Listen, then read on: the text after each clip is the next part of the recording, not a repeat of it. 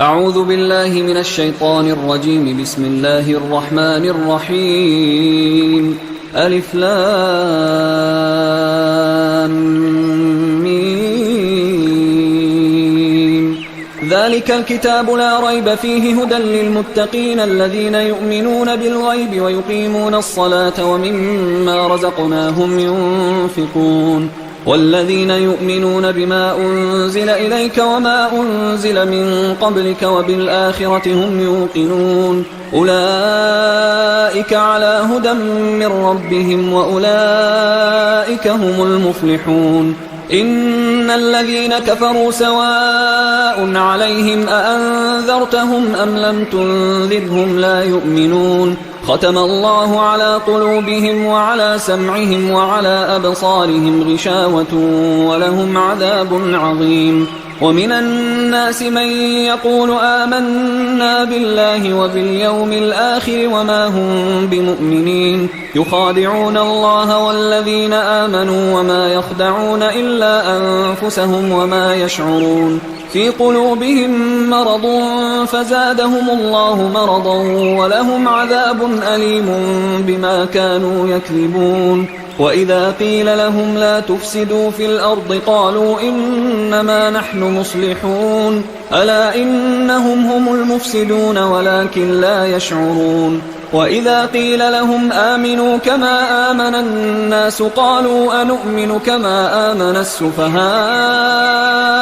ألا إنهم هم السفهاء ولكن لا يعلمون. وإذا لقوا الذين آمنوا قالوا آمنا وإذا خلوا إلى شياطينهم قالوا إنا معكم إنما نحن مستهزئون. الله يستهزئ بهم ويمدهم في طغيانهم يعمهون. أولئك الذين اشتروا الضلالة بالهدى فما ربحت تجارتهم وما كانوا مهتدين. مثلهم كمثل الذي استوقد نارا فلما أضاءت ما حوله ذهب الله بنورهم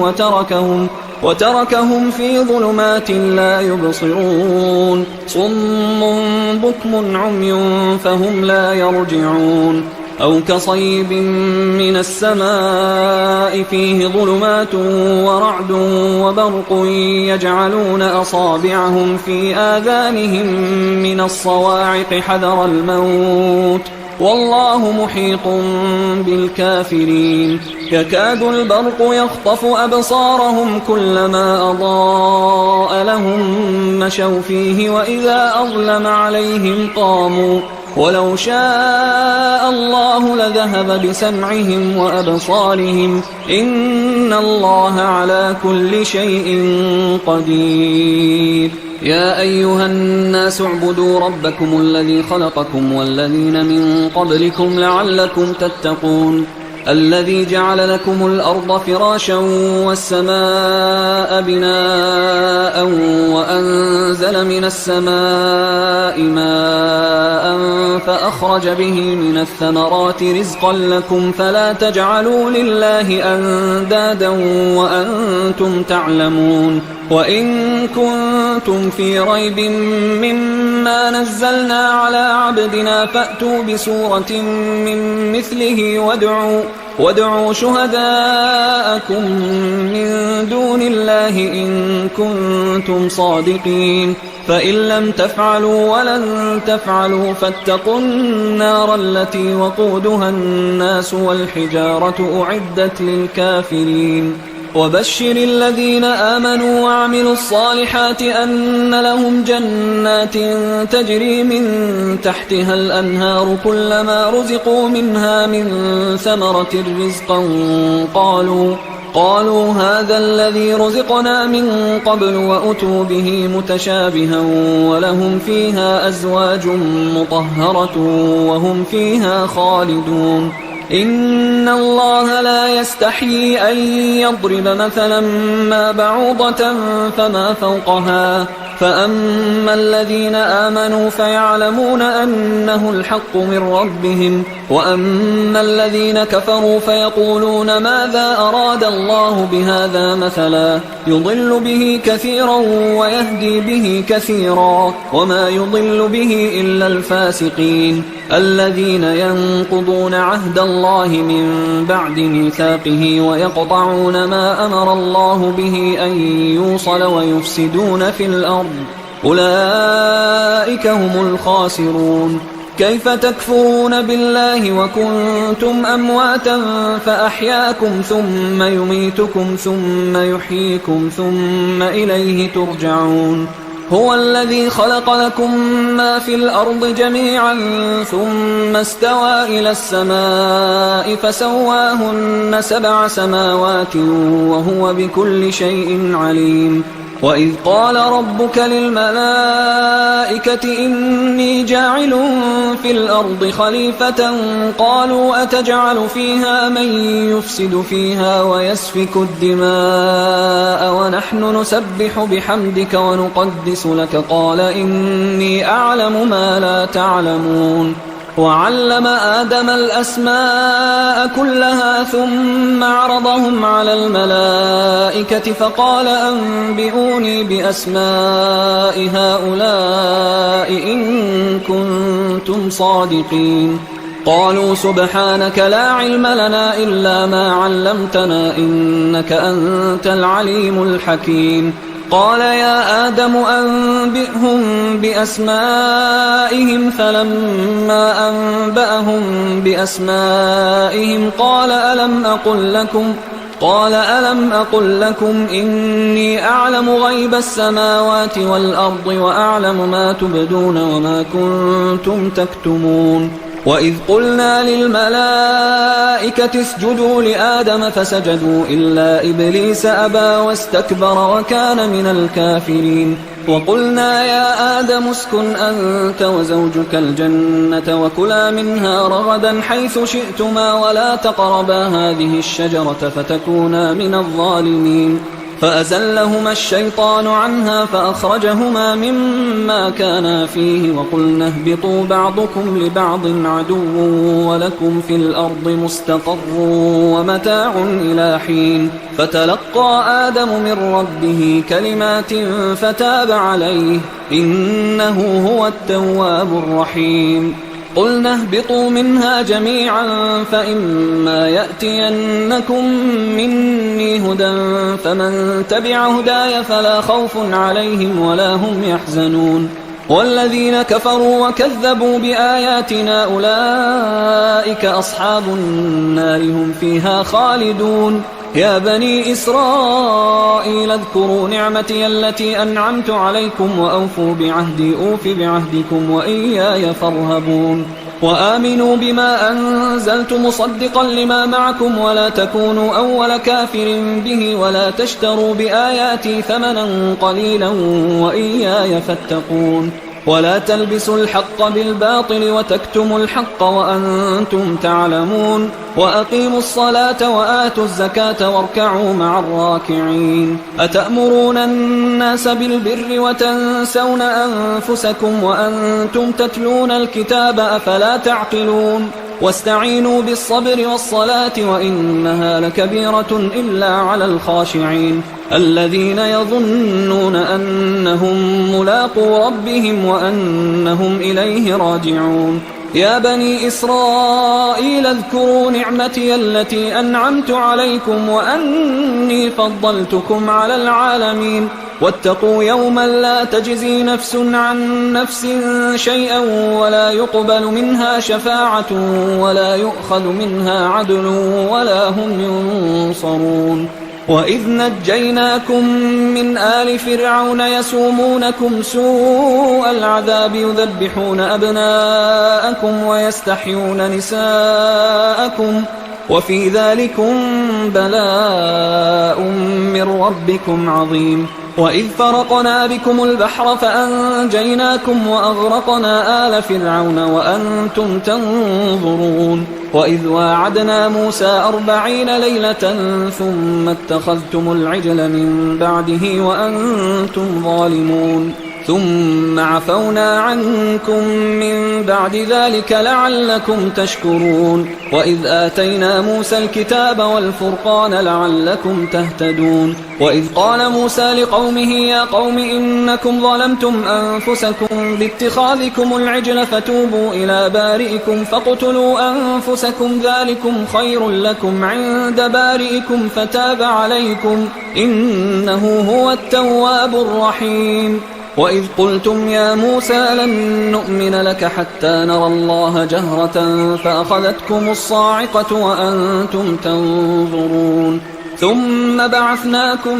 من بعد موتكم لعلكم تشكرون وظللنا عليكم الغمام وأنزلنا عليكم المن والسلوى كلوا من طيبات ما رزقناكم وما ظلمونا ولكن كانوا أنفسهم يظلمون وإذ قلنا ادخلوا هذه القرية فكلوا منها حيث شئتم رغدا وادخلوا الباب سجدا وقولوا حطة نغفر لكم خطاياكم وسنزيد المحسنين فبدل الذين ظلموا قولا غير الذي قيل لهم فأنزلنا على الذين ظلموا رجزا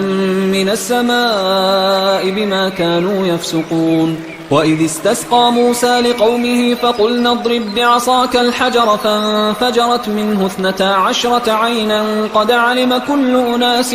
مشربهم كلوا واشربوا من رزق الله ولا تعثوا في الأرض مفسدين وإذ قلتم يا موسى لن نصبر على طعام واحد فادع لنا ربك يخرج لنا مما تنبت الأرض من بقلها وقثائها وفومها وعدسها وبصلها قال أتستبدلون الذي هو أدنى بالذي هو خير اهبطوا مصرا فإن لكم ما سألتم وضربت عليهم الذلة والمسكنة وباءوا بغضب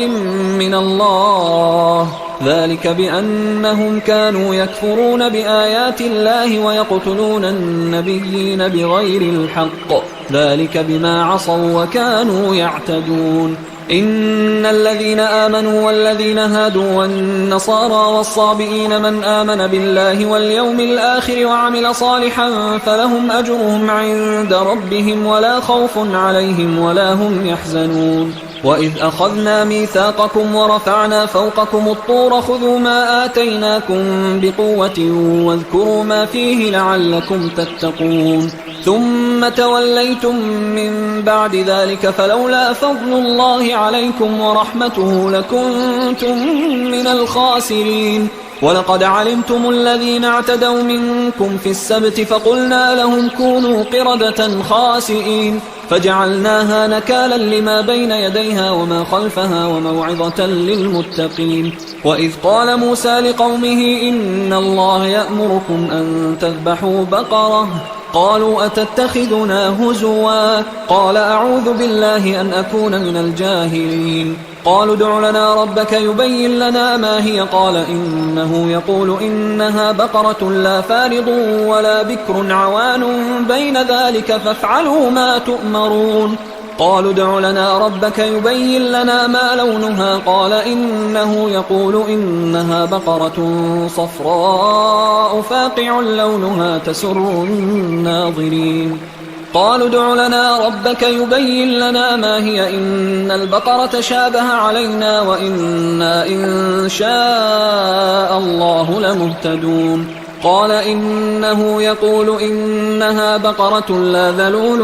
تثير الأرض ولا تسقي الحرث مسلمة لا شية فيها قالوا الآن جئت بالحق فذبحوها وما كادوا يفعلون وإذ قتلتم نفسا فادارأتم فيها والله مخرج ما كنتم تكتمون فقلنا اضربوه ببعضها كذلك يحيي الله الموتى ويريكم آياته لعلكم تعقلون ثم قست قلوبكم من بعد ذلك فهي كالحجارة أو أشد قسوة وإن من الحجارة لما يتفجر منه الأنهار وإن منها لما يشقق فيخرج منه الماء وإن منها لما يهبط من خشية الله وما الله بغافل عما تعملون أفتطمعون أن يؤمنوا لكم وقد كان فريق منهم يسمعون كلام الله ثم يحرفونه من بعد ما عقلوه وهم يعلمون وإذا لقوا الذين آمنوا قالوا آمنا وإذا خلا بعضهم إلى بعض قالوا أتحدثونهم بما فتح الله عليكم ليحاجوكم به عند ربكم أفلا تعقلون أولا يعلمون أن الله يعلم ما يسرون وما يعلنون ومنهم أميون لا يعلمون الكتاب إلا أماني وإنهم إلا يظنون فويل للذين يكتبون الكتاب بأيديهم ثم يقولون هذا من عند الله ليشتروا به ثمنا قليلا فويل لهم مما كتبت أيديهم وويل لهم مما يكسبون وقالوا لن تمسنا النار إلا أياما معدودة قل أتخذتم عند الله عهدا فلن يخلف الله عهده أم تقولون على الله ما لا تعلمون بلى من كسب سيئة وأحاطت به خطيئته فأولئك أصحاب النار هم فيها خالدون والذين آمنوا وعملوا الصالحات أولئك أصحاب الجنة هم فيها خالدون وإذ أخذنا ميثاق بني إسرائيل لا تعبدون إلا الله وبالوالدين إحسانا وذي القربى واليتامى والمساكين وقولوا للناس حسنا وأقيموا الصلاة وآتوا الزكاة ثم توليتم إلا قليلا منكم وأنتم معرضون وإذ أخذنا ميثاقكم لا تسفكون دماءكم ولا تخرجون أنفسكم من دياركم ثم أقررتم وأنتم تشهدون ثم أنتم هؤلاء تقتلون أنفسكم وتخرجون فريقا منكم من ديارهم تظاهرون عليهم بالإثم والعدوان وإن يأتوكم أسارى تفادوهم وهو محرم عليكم إخراجهم أفتؤمنون ببعض الكتاب وتكفرون ببعض فما جزاء من يفعل ذلك منكم إلا خزي في الحياة الدنيا ويوم القيامة يردون إلى أشد العذاب وما الله بغافل عما تعملون أولئك الذين اشتروا الحياة الدنيا بالآخرة فلا يخفف عنهم العذاب ولا هم ينصرون ولقد آتينا موسى الكتاب وقفينا من بعده بالرسل وآتينا عيسى ابن مريم البينات وأيدناه بروح القدس أفكلما جاءكم رسول بما لا تهوى أنفسكم استكبرتم ففريقا كذبتم وفريقا تقتلون وقالوا قلوبنا غلف بل لعنهم الله بكفرهم فقليلا ما يؤمنون ولما جاءهم كتاب من عند الله مصدق لما معهم وكانوا من قبل يستفتحون على الذين كفروا فلما جاءهم ما عرفوا كفروا به فلعنة الله على الكافرين بئس ما اشتروا به أنفسهم أن يكفروا بما أنزل الله بغيا أن ينزل الله من فضله على من يشاء من عباده فباءوا بغضب على غضب وللكافرين عذاب مهين وإذا قيل لهم آمنوا بما أنزل الله قالوا نؤمن بما أنزل علينا ويكفرون بما وراءه وهو الحق مصدقا لما معهم قل فلم تقتلون أنبياء الله من قبل إن كنتم مؤمنين ولقد جاءكم موسى بالبينات ثم اتخذتم العجل من بعده وأنتم ظالمون وإذ أخذنا ميثاقكم ورفعنا فوقكم الطور خذوا ما آتيناكم بقوة واسمعوا قالوا سمعنا وعصينا وأشربوا في قلوبهم العجل بكفرهم قل بئس ما يأمركم به إيمانكم إن كنتم مؤمنين قل إن كانت لكم الدار الآخرة عند الله خالصة من دون الناس فتمنوا الموت إن كنتم صادقين ولن يتمنوه أبدا بما قدمت أيديهم والله عليم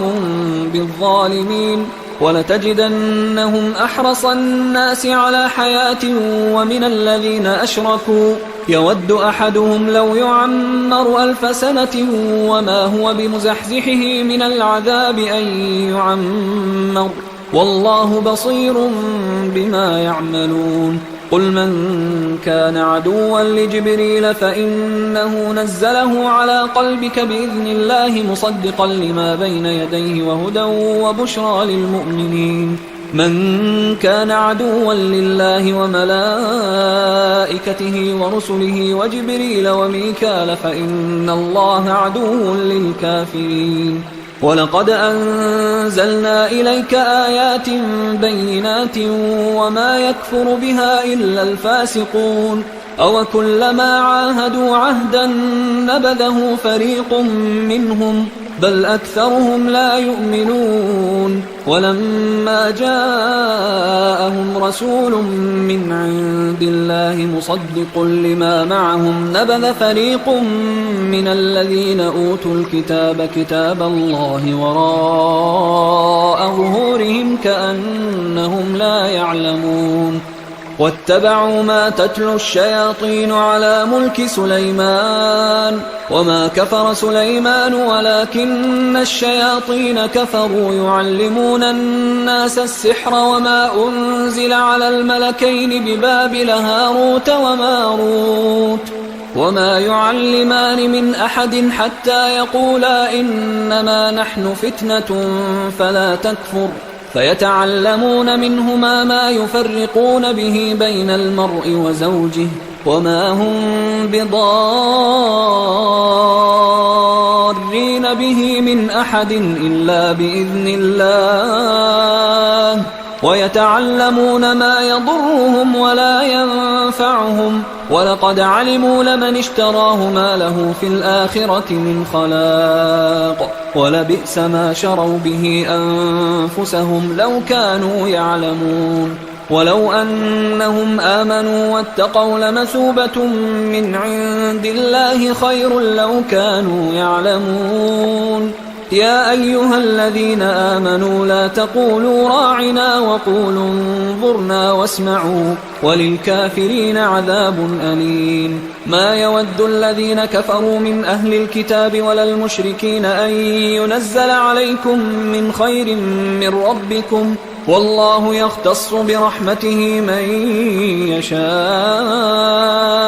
والله ذو الفضل العظيم ما ننسخ من آية أو ننسها نأت بخير منها أو مثلها ألم تعلم أن الله على كل شيء قدير ألم تعلم أن الله له ملك السماوات والأرض وما لكم من دون الله من ولي ولا نصير أم تريدون أن تسألوا رسولكم كما سئل موسى من قبل ومن يتبدل الكفر بالإيمان فقد ضل سواء السبيل ود كثير من أهل الكتاب لو يردونكم من بعد إيمانكم كفارا حسدا من عند أنفسهم من بعد ما تبين لهم الحق فاعفوا واصفحوا حتى يأتي الله بأمره إن الله على كل شيء قدير وأقيموا الصلاة وآتوا الزكاة وما تقدموا لأنفسكم من خير تجدوه عند الله إن الله بما تعملون بصير وقالوا لن يدخل الجنة إلا من كان هودا أو نصارى تلك أمانيهم قل هاتوا برهانكم إن كنتم صادقين بلى من أسلم وجهه لله وهو محسن فله أجره عند ربه ولا خوف عليهم ولا هم يحزنون وقالت اليهود ليست النصارى على شيء وقالت النصارى ليست اليهود على شيء وهم يتلون الكتاب كذلك قال الذين لا يعلمون مثل قولهم فالله يحكم بينهم يوم القيامة فيما كانوا فيه يختلفون ومن أظلم ممن منع مساجد الله أن يذكر فيها اسمه وسعى في خرابها أولئك ما كان لهم أن يدخلوها إلا خائفين لهم في الدنيا خزي ولهم في الآخرة عذاب عظيم ولله المشرق والمغرب فأينما تولوا فثم وجه الله إن الله واسع عليم وقالوا اتخذ الله ولدا سبحانه بل له ما في السماوات والأرض كل له قانتون بديع السماوات والأرض وإذا قضى أمرا فإنما يقول له كن فيكون وقال الذين لا يعلمون لولا يكلمنا الله أو تأتينا آية كذلك قال الذين من قبلهم مثل قولهم تشابهت قلوبهم قد بينا الآيات لقوم يوقنون إنا أرسلناك بالحق بشيرا ونذيرا ولا تسأل عن أصحاب الجحيم ولن ترضى عنك اليهود ولا النصارى حتى تتبع ملتهم قل إن هدى الله هو الهدى ولئن اتبعت أهواءهم بعد الذي جاءك من العلم ما لك من الله من ولي ولا نصير الذين آتيناهم الكتاب يتلونه حق تلاوته أولئك يؤمنون به ومن يكفر به فأولئك هم الخاسرون يا بني إسرائيل اذكروا نعمتي التي أنعمت عليكم وأني فضلتكم على العالمين واتقوا يوما لا تجزي نفس عن نفس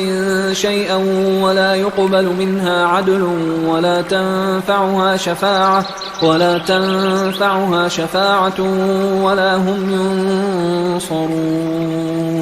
وإذ ابتلى إبراهيم ربه بكلمات فأتمهن قال إني جاعلك للناس إماما قال ومن ذريتي قال لا ينال عهد الظالمين وإذ جعلنا البيت مثابة للناس وأمنا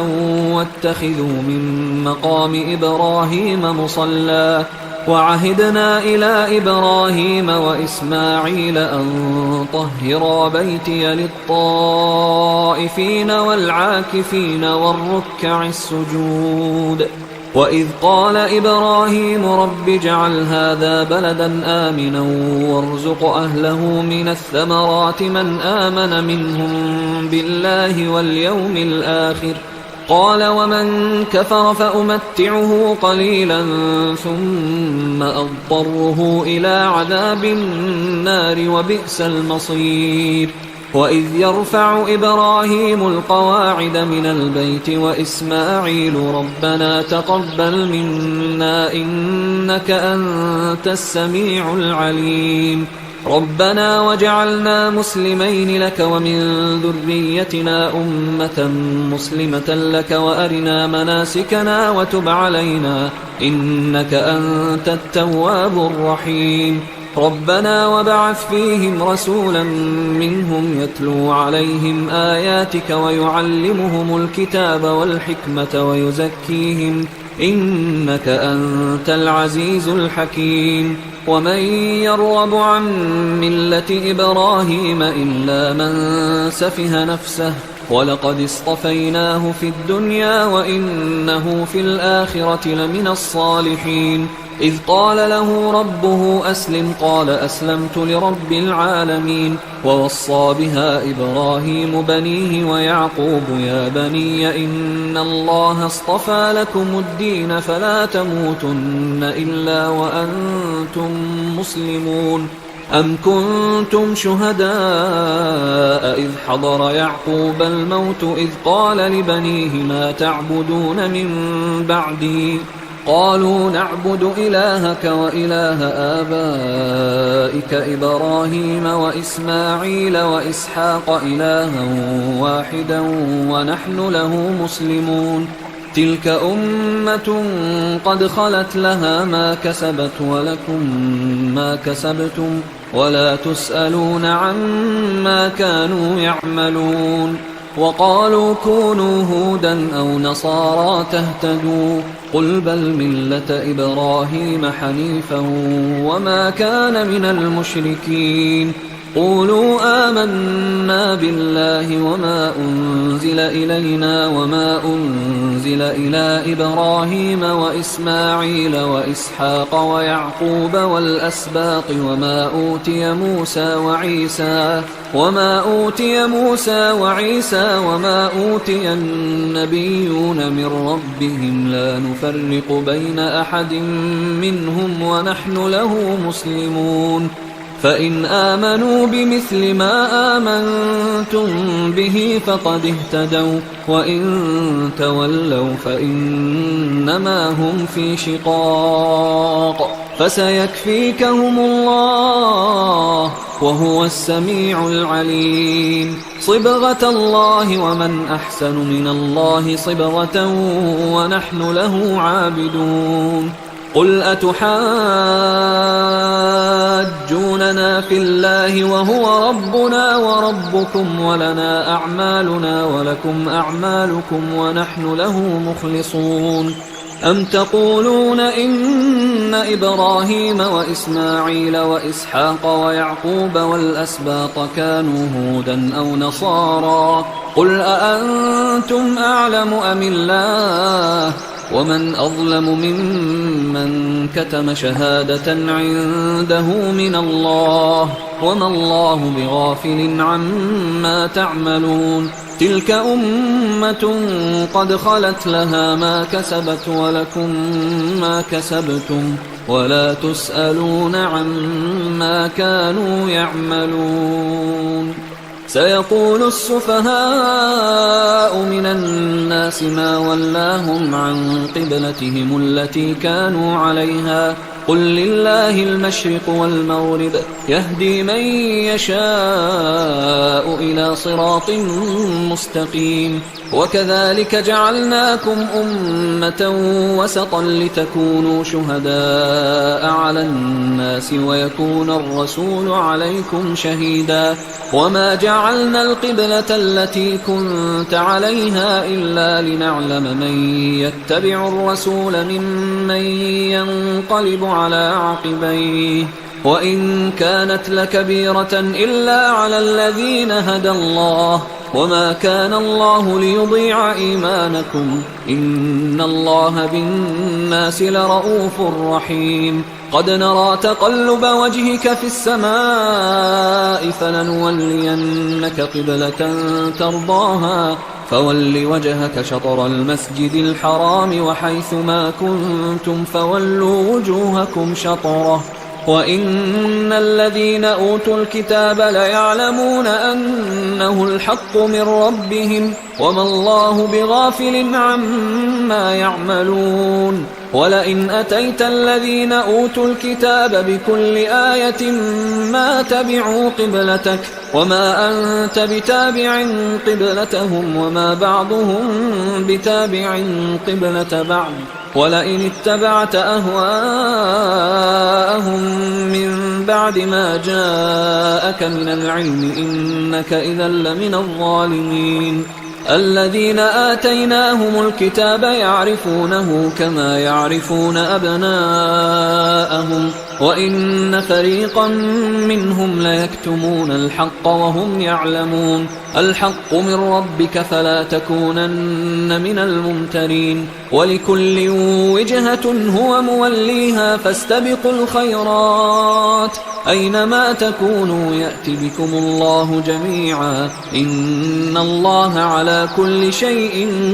قدير ومن حيث خرجت فول وجهك شطر المسجد الحرام وإنه للحق من ربك وما الله بغافل عما تعملون ومن حيث خرجت فول وجهك شطر المسجد الحرام وحيث ما كنتم فولوا وجوهكم شطره لئلا يكون للناس عليكم حجة إلا الذين ظلموا منهم فلا تخشوهم واخشوني ولأتم نعمتي عليكم ولعلكم تهتدون كما أرسلنا فيكم رسولا منكم يتلو عليكم آياتنا ويزكيكم ويعلمكم الكتاب والحكمة ويعلمكم ما لم تكونوا تعلمون فاذكروني أذكركم واشكروا لي ولا تكفرون يا أيها الذين آمنوا استعينوا بالصبر والصلاة إن الله مع الصابرين ولا تقولوا لمن يقتل في سبيل الله أموات بل أحياء ولكن لا تشعرون ولنبلونكم بشيء من الخوف والجوع ونقص من الأموال والأنفس والثمرات وبشر الصابرين الذين إذا أصابتهم مصيبة قالوا إنا لله وإنا إليه راجعون أولئك عليهم صلوات من ربهم ورحمة وأولئك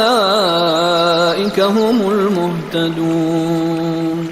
إن الصفا والمروة من شعائر الله فمن حج البيت أو اعتمر فلا جناح عليه أن يطوف بهما ومن تطوع خيرا فإن الله شاكر عليم إن الذين يكتمون ما أنزلنا من البينات والهدى من بعد ما بيناه للناس في الكتاب أولئك يلعنهم الله ويلعنهم اللاعنون إلا الذين تابوا وأصلحوا وبينوا فأولئك أتوب عليهم وأنا التواب الرحيم إن الذين كفروا وماتوا وهم كفار أولئك عليهم لعنة الله والملائكة والناس أجمعين خالدين فيها لا يخفف عنهم العذاب ولا هم ينظرون وإلهكم إله واحد لا إله إلا هو الرحمن الرحيم إن في خلق السماوات والأرض واختلاف الليل والنهار والفلك التي تجري في البحر بما ينفع الناس وما أنزل الله من السماء من ماء فأحيا به الأرض بعد موتها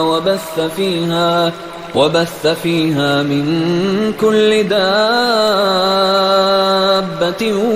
وتصريف الرياح والسحاب المسخر بين السماء والأرض لآيات لقوم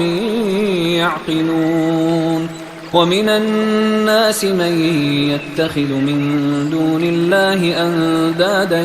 يحبونهم كحب الله والذين آمنوا أشد حبا لله ولو يرى الذين ظلموا إذ يرون العذاب أن القوة لله جميعا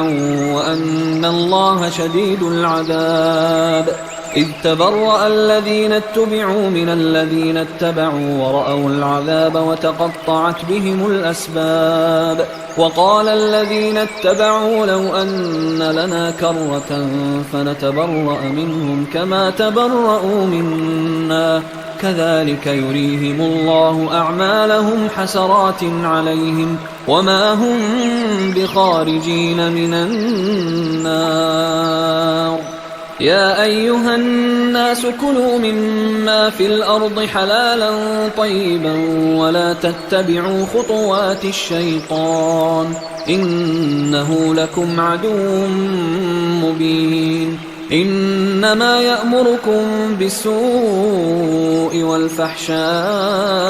وأن تقولوا على الله ما لا تعلمون. وإذا قيل لهم اتبعوا ما أنزل الله قالوا بل نتبع ما ألفينا عليه آباءنا أولو كان آباؤهم لا يعقلون شيئا ولا يهتدون. ومثل الذين كفروا كمثل الذي ينعق بما لا يسمع إلا دعاء ونداء صم بكم عمي فهم لا يعقلون. يا أيها الذين آمنوا كلوا من طيبات ما رزقناكم واشكروا لله إن كنتم إياه تعبدون.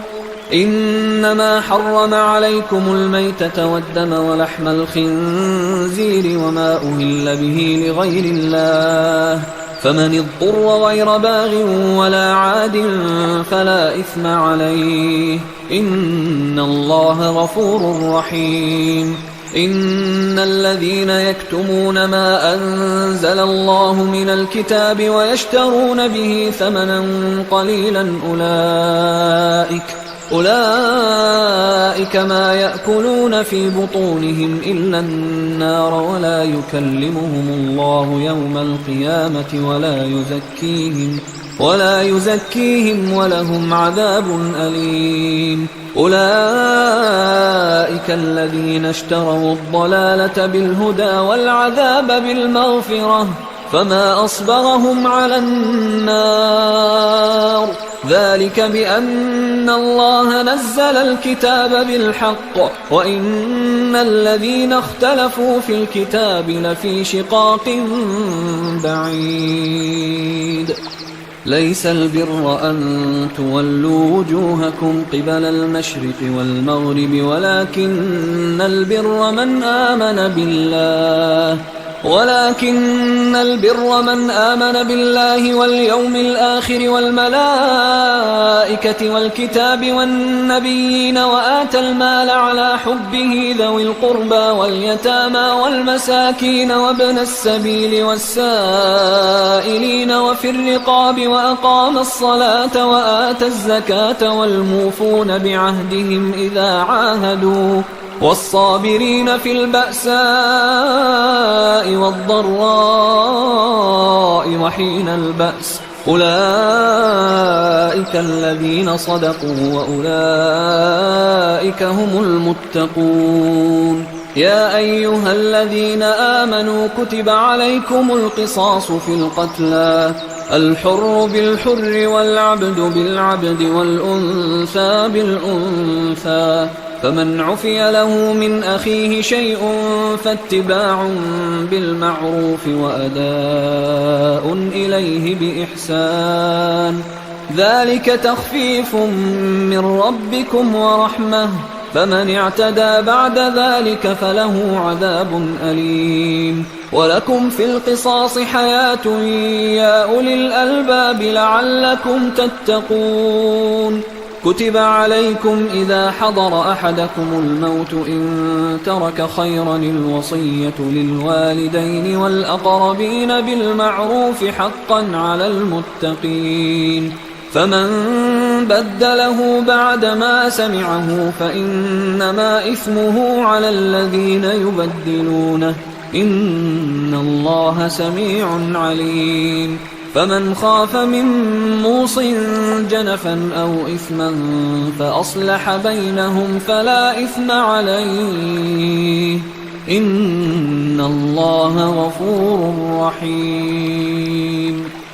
يا أيها الذين آمنوا كتب عليكم الصيام كما كتب على الذين من قبلكم لعلكم تتقون أياما معدودات، فمن كان منكم مريضا أو على سفر فعدة من أيام أخر، وعلى الذين يطيقونه فدية طعام مسكين، فمن تطوع خيرا فهو خير له، وأن تصوموا خير لكم إن كنتم تعلمون. شهر رمضان الذي أنزل فيه القرآن هدى للناس وبينات من الهدى والفرقان، فمن شهد منكم الشهر فليصم، ومن كان مريضا أو على سفر فعدة من أيام أخر، يريد الله بكم اليسر ولا يريد بكم العسر ولتكملوا العدة ولتكبروا الله على ما هداكم ولعلكم تشكرون. وإذا سألك عبادي عني فإني قريب أجيب دعوة الداع إذا دعان، فليستجيبوا لي وليؤمنوا بي لعلهم يرشدون. أحل لكم ليلة الصيام الرفث إلى نسائكم هن لباس لكم وأنتم لباس لهن، علم الله أنكم كنتم تختانون أنفسكم فتاب عليكم وعفى عنكم، فالآن باشروهن وابتغوا ما كتب الله لكم، وكلوا واشربوا حتى يتبين لكم الخيط الأبيض من الخيط الأسود من الفجر، ثم أتموا الصيام إلى الليل، ولا تباشروهن وأنتم عاكفون في المساجد، تلك حدود الله فلا تقربوها، كذلك يبين الله آياته للناس لعلهم يتقون. ولا تأكلوا أموالكم بينكم بالباطل وتدلوا بها إلى الحكام لتأكلوا فريقا من أموال الناس بالإثم وأنتم تعلمون. يسألونك عن الأهلة قل هي مواقيت للناس والحج، وليس البر بأن تأتوا البيوت من ظهورها ولكن البر من اتقى، وأتوا البيوت من أبوابها واتقوا الله لعلكم تفلحون. وقاتلوا في سبيل الله الذين يقاتلونكم ولا تعتدوا إن الله لا يحب المعتدين. وَاقْتُلُوهُمْ حَيْثُ ثَقِفْتُمُوهُمْ وَأَخْرِجُوهُمْ مِنْ حَيْثُ أَخْرَجُوكُمْ وَالْفِتْنَةُ أَشَدُّ مِنَ الْقَتْلِ وَلَا تُقَاتِلُوهُمْ عِندَ الْمَسْجِدِ الْحَرَامِ حَتَّى يُقَاتِلُوكُمْ فِيهِ فَإِنْ قَاتَلُوكُمْ فَاقْتُلُوهُمْ كَذَلِكَ جَزَاءُ الْكَافِرِينَ فَإِنِ انْتَهَوْا فَإِنَّ اللَّهَ غَفُورٌ رَحِيمٌ. وقاتلوهم حتى لا تكون فتنة ويكون الدين لله، فإن انتهوا فلا عدوان إلا على الظالمين. الشهر الحرام بالشهر الحرام والحرمات قصاص، فمن اعتدى عليكم فاعتدوا عليه بمثل ما اعتدى عليكم، واتقوا الله واعلموا أن الله مع المتقين. وأنفقوا في سبيل الله ولا تلقوا بأيديكم إلى التهلكة وأحسنوا إن الله يحب المحسنين. وأتموا الحج والعمرة لله، فإن أحصرتم فما استيسر من الهدي، ولا تحلقوا رؤوسكم حتى يبلغ الهدي محله، فمن كان منكم مريضا أو به أذى من رأسه ففدية من صيام أو صدقة أو نسك، فإذا أمنتم فمن تمتع بالعمرة إلى الحج فما استيسر من الهدي، فمن لم يجد فصيام 3 أيام في الحج و7 إذا رجعتم، تلك 10 كاملة، ذلك لمن لم يكن أهله حاضر المسجد الحرام. واتقوا الله واعلموا أن الله شديد العقاب. الحج أشهر معلومات، فمن فرض فيهن الحج فلا رفث ولا فسوق ولا جدال في الحج وما تفعلوا من خير يعلمه الله وتزودوا فإن خير الزاد التقوى واتقون يا أولي الألباب. ليس عليكم جناح أن تبتغوا فضلا من ربكم فإذا أفضتم من عرفات فاذكروا الله عند المشعر الحرام واذكروه كما هداكم وإن كنتم من قبله لمن الضالين. ثم أفيضوا من حيث أفاض الناس واستغفروا الله إن الله غفور رحيم. فإذا قضيتم مناسككم فاذكروا الله كذكركم آباءكم أو أشد ذكرا. فمن الناس من يقول ربنا آتنا في الدنيا وما له في الآخرة من خلاق ومنهم من يقول ربنا آتنا في الدنيا حسنة وفي الآخرة حسنة وقنا عذاب النار. أولئك لهم نصيب مما كسبوا والله سريع الحساب. واذكروا الله في أيام معدودات فمن تعجل في يومين فلا إثم عليه ومن تأخر فلا إثم عليه لمن اتقى واتقوا الله واعلموا أنكم إليه تحشرون. ومن الناس من يعجبك قوله في الحياة الدنيا ويشهد الله على ما في قلبه وهو ألد الخصام. وإذا تولى سعى في الأرض ليفسد فيها ويهلك الحرث والنسل والله لا يحب الفساد. وإذا قيل له اتق الله أخذته العزة بالإثم فحسبه جهنم ولبئس المهاد. ومن الناس من يشري نفسه ابتغاء مرضات الله والله رؤوف بالعباد. يا أيها الذين آمنوا ادخلوا في السلم كافة ولا تتبعوا خطوات الشيطان إنه لكم عدو مبين. فإن زللتم من بعد ما جاءتكم البينات فاعلموا أن الله عزيز حكيم. هل ينظرون إلا أن يأتيهم الله في ظلل من الغمام والملائكة وقضي الأمر وإلى الله ترجع الأمور. سل بني إسرائيل كم آتيناهم من آية بينة ومن يبدل نعمة الله من بعد ما جاءته فإن الله شديد العقاب. زين للذين كفروا الحياة الدنيا ويسخرون من الذين آمنوا والذين اتقوا فوقهم يوم القيامة والله يرزق من يشاء بغير حساب. كان الناس أمة واحدة فبعث الله النبيين مبشرين ومنذرين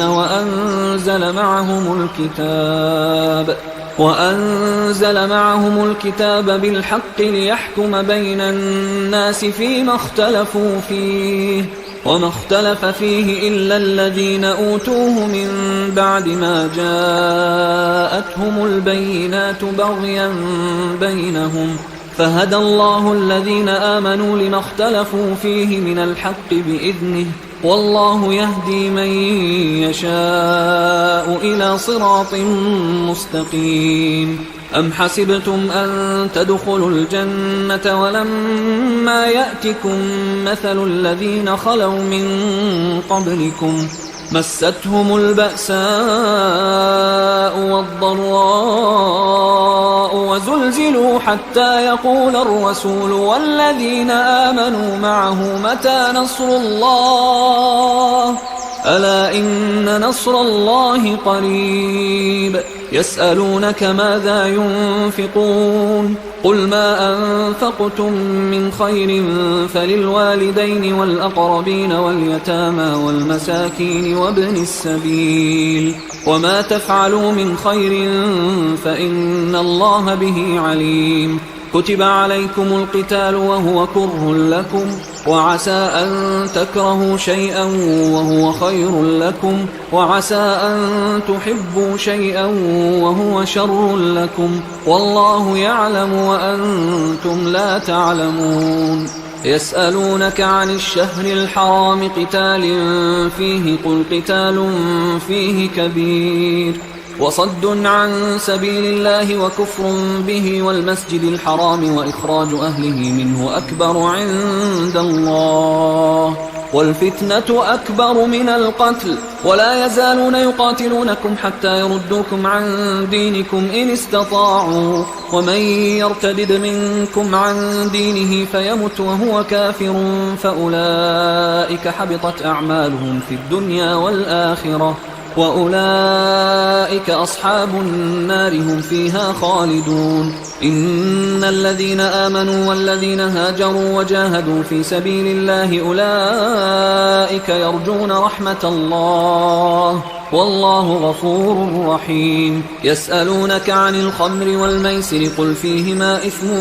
كبير ومنافع للناس وإثمهما أكبر من نفعهما ويسألونك ماذا ينفقون قل العفو كذلك يبين الله لكم الآيات لعلكم تتفكرون في الدنيا والآخرة ويسألونك عن اليتامى قل إصلاح لهم خير وإن تخالطوهم فإخوانكم والله يعلم المفسد من المصلح ولو شاء الله لأعنتكم إن الله عزيز حكيم ولا تنكحوا المشركات حتى يؤمنوا ولأمة مؤمنة خير من مشركة ولو أعجبتكم ولا تنكحوا المشركين حتى يؤمنوا ولعبد مؤمن خير من مشرك ولو أعجبكم أولئك يدعون إلى النار والله يدعو إلى الجنة والمغفرة بإذنه ويبين آياته للناس لعلهم يتذكرون ويسألونك عن المحيض قل هو أذى فاعتزلوا النساء في المحيض ولا تقربوهن حتى يطهرن فإذا تطهرن فأتوهن من حيث أمركم الله إن الله يحب التوابين ويحب المتطهرين نساؤكم حرث لكم فأتوا حرثكم أنا شئتم وقدموا لأنفسكم واتقوا الله واعلموا أنكم ملاقوه وبشر المؤمنين ولا تجعلوا الله عرضة لأيمانكم أن تبروا وتتقوا وتصلحوا بين الناس والله سميع عليم لا يؤاخذكم الله باللغو في أيمانكم ولكن يؤاخذكم بما كسبت قلوبكم والله غفور حليم للذين يؤلون من نسائهم تربص 4 أشهر فإن فاءوا فإن الله غفور رحيم وإن عزموا الطلاق فإن الله سميع عليم والمطلقات يتربصن بأنفسهن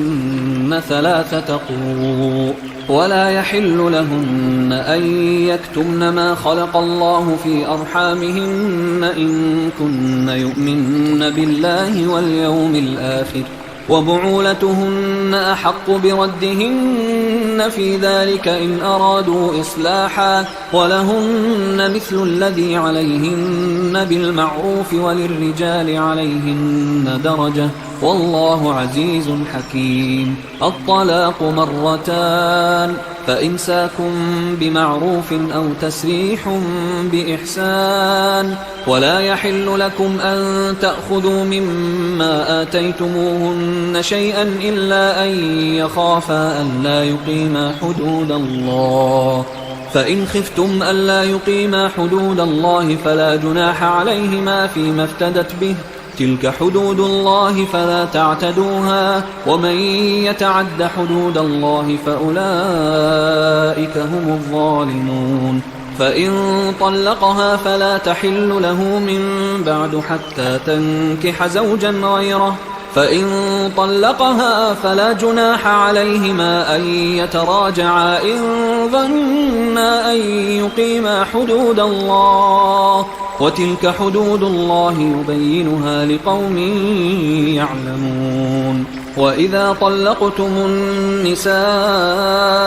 فبلغن أجلهن فأمسكوهن بمعروف أو سرحوهن بمعروف، ولا تمسكوهن ضرارا لتعتدوا، ومن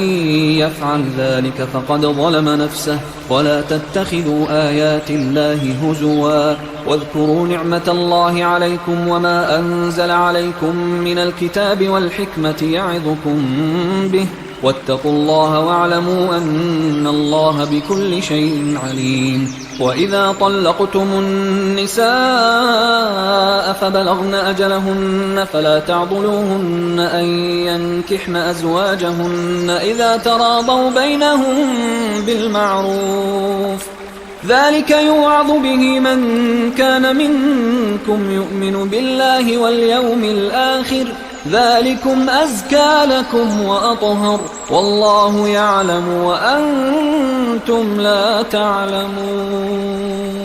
والوالدات يرضعن أولادهن حولين كاملين لمن أراد أن يتم الرضاعة، وعلى المولود له رزقهن وكسوتهن بالمعروف، لا تكلف نفس إلا وسعها، لا تضار والدة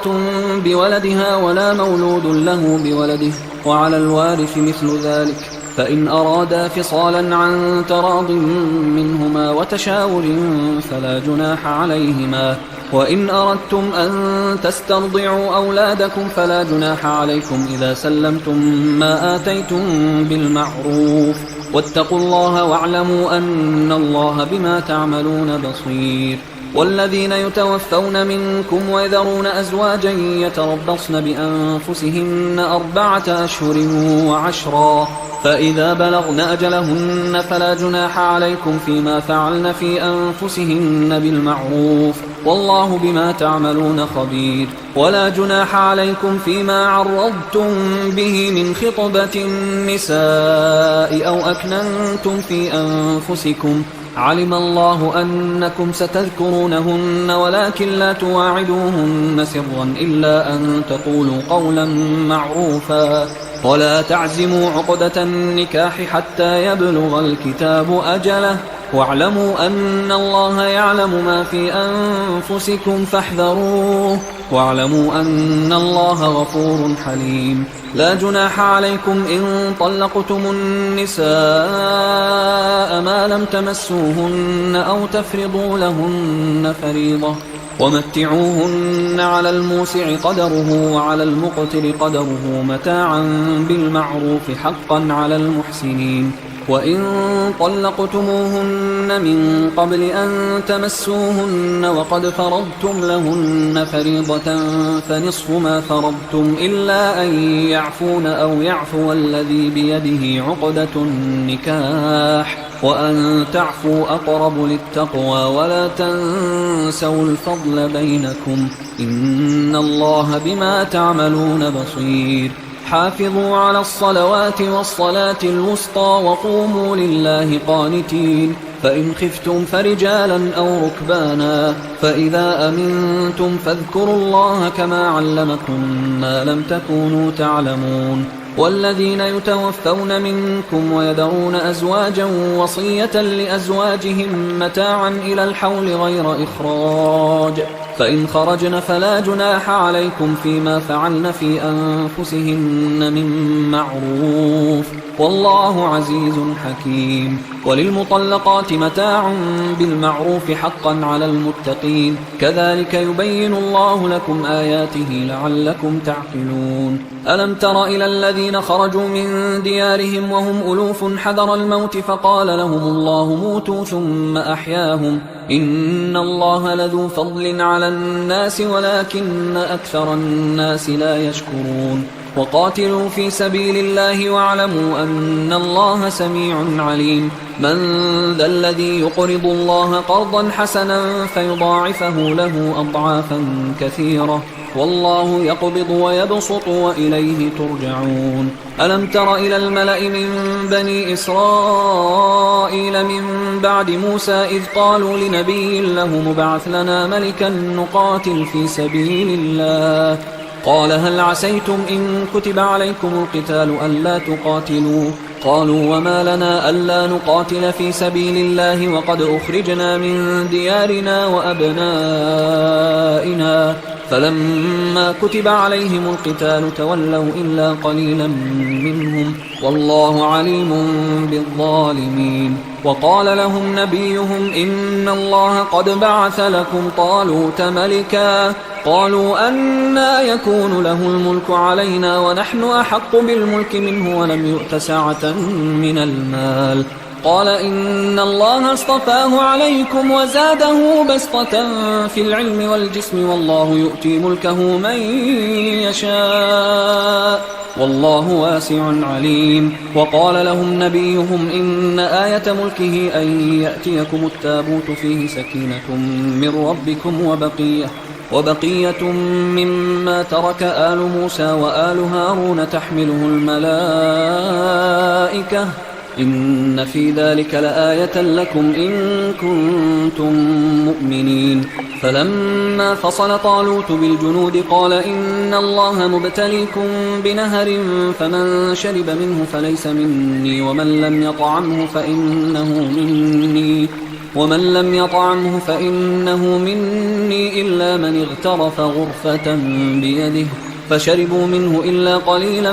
منهم فلما جاوزه هو والذين آمنوا معه قالوا لا طاقة لنا اليوم بجالوت وجنوده قال الذين يظنون أنهم ملاقوا الله كم من فئة قليلة غلبت فئة كثيرة بإذن الله والله مع الصابرين ولما برزوا لجالوت وجنوده قالوا ربنا أفرغ علينا صبرا وثبت أقدامنا وانصرنا على القوم الكافرين فهزموهم بإذن الله وقتل داود جالوت وآتاه الله الملك والحكمة وعلمه مما يشاء ولولا دفع الله الناس بعضهم ببعض لفسدت الأرض ولكن الله ذو فضل على العالمين تلك آيات الله نتلوها عليك بالحق وإنك لمن المرسلين تلك الرسل فضلنا بعضهم على بعض منهم من كلم الله ورفع بعضهم درجات وآتينا عيسى ابن مريم البينات وأيدناه بروح القدس ولو شاء الله ما اقتتل الذين من بعدهم من بعد ما جاءتهم البينات ولكن اختلفوا فمنهم من آمن ومنهم من كفر ولو شاء الله ما اقتتلوا ولكن الله يفعل ما يريد يا أيها الذين آمنوا أنفقوا مما رزقناكم من قبل أن يأتي يوم لا بيع فيه ولا خلة ولا شفاعة والكافرون هم الظالمون الله لا إله إلا هو الحي القيوم لا تأخذه سنة ولا نوم له ما في السماوات وما في الأرض من ذا الذي يشفع عنده إلا بإذنه يعلم ما بين أيديهم وما خلفهم ولا يحيطون بشيء من علمه إلا بما شاء وسع كرسيه السماوات والأرض ولا يؤوده حفظهما وهو العلي العظيم لا إكراه في الدين قد تبين الرشد من الغي فمن يكفر بالطاغوت ويؤمن بالله فقد استمسك بالعروة الوثقى لا انفصام لها، والله سميع عليم. الله ولي الذين آمنوا يخرجهم من الظلمات إلى النور، والذين كفروا أولياؤهم الطاغوت يخرجونهم من النور إلى الظلمات، أولئك أصحاب النار هم فيها خالدون. ألم تر إلى الذي حاج إبراهيم في ربه أن آتاه الله الملك إذ قال إبراهيم ربي الذي يحيي ويميت قال أنا أحيي وأميت. قال إبراهيم فإن الله يأتي بالشمس من المشرق فأت بها من المغرب فبهت الذي كفر والله لا يهدي القوم الظالمين. أو كالذي مر على قرية وهي خاوية على عروشها قال أنى يحيي هذه الله بعد موتها فأماته الله 100 عام ثم بعثه قال كم لبثت؟ قال لبثت يوما أو بعض يوم. قال بل لبثت 100 عام فانظر إلى طعامك وشرابك لم يتسنه وانظر إلى حمارك ولنجعلك آية للناس وانظر إلى العظام كيف ننشزها ثم نكسوها لحما فلما تبين له قال أعلم أن الله على كل شيء قدير. وإذ قال إبراهيم رب أرني كيف تحيي الموتى قال أولم تؤمن قال بلى ولكن ليطمئن قلبي قال فخذ 4 من الطير فصرهن إليك ثم اجعل على كل جبل منهن جزءا ثم ادعهن يأتينك سعيا واعلم أن الله عزيز حكيم. مثل الذين ينفقون أموالهم في سبيل الله كمثل حبة أنبتت 7 سنابل في كل سنبلة 100 حبة والله يضاعف لمن يشاء والله واسع عليم. الذين ينفقون أموالهم في سبيل الله ثم لا يتبعون ما أنفقوا منا ولا أذى لهم أجرهم عند ربهم ولا خوف عليهم ولا هم يحزنون. قول معروف ومغفرة خير من صدقة يتبعها أذى والله غني حليم. يا أيها الذين آمنوا لا تبطلوا صدقاتكم بالمن والأذى كالذي ينفق ماله رئاء الناس ولا يؤمن بالله واليوم الآخر فمثله كمثل صفوان عليه تراب فأصابه وابل فتركه صلدا لا يقدرون على شيء مما كسبوا والله لا يهدي القوم الكافرين. ومثل الذين ينفقون أموالهم ابتغاء مرضات الله وتثبيتا من أنفسهم كمثل جنة بربوة أصابها وابل فآتت أكلها ضعفين فإن لم يصبها وابل فطل والله بما تعملون بصير. أيود أحدكم أن تكون له جنة من نخيل وأعناب تجري من تحتها الأنهار له فيها من كل الثمرات وأصابه الكبر وله ذرية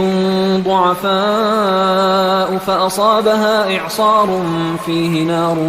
فاحترقت كذلك يبين الله لكم الآيات لعلكم تتفكرون. يا أيها الذين آمنوا أنفقوا من طيبات ما كسبتم ومما أخرجنا لكم من الأرض ولا تيمموا الخبيث منه تنفقون ولستم بآخذيه إلا أن تغمضوا فيه واعلموا أن الله غني حميد. الشيطان يعدكم الفقر ويأمركم